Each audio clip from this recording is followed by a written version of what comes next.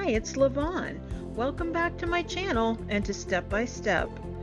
This week we are having part 3 of the really big sign, the hanging.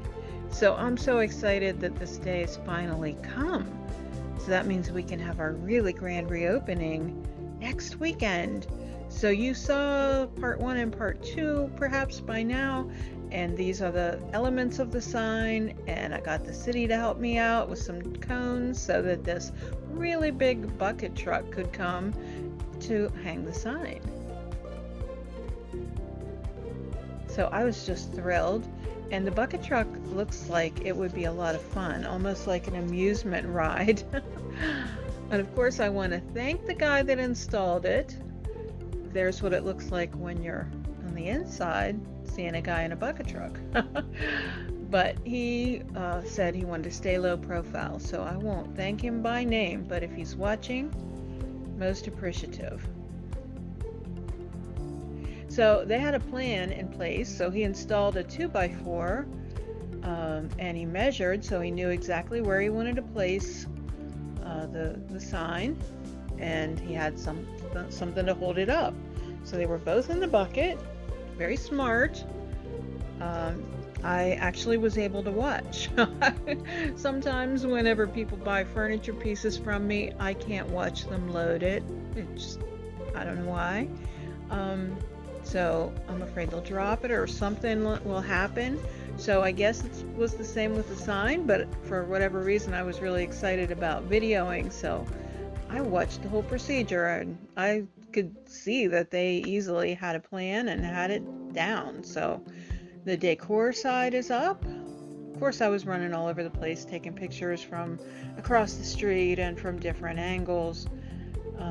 It's one thing when you design something, and I use the PixArt app a lot on my phone, so I use images, and that's my sketch pad basically. So I had it sketched out to send the image, so I also had to send it to the city to get it approved.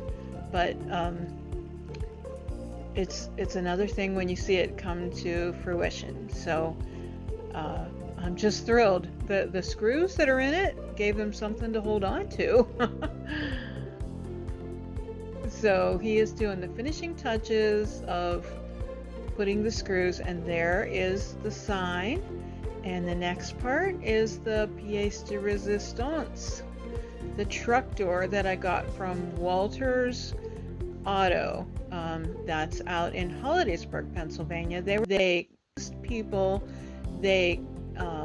hollowed out the truck door for me so it would be really nice and light, and I really appreciated that, and it was economical, and it just adds that pop of color.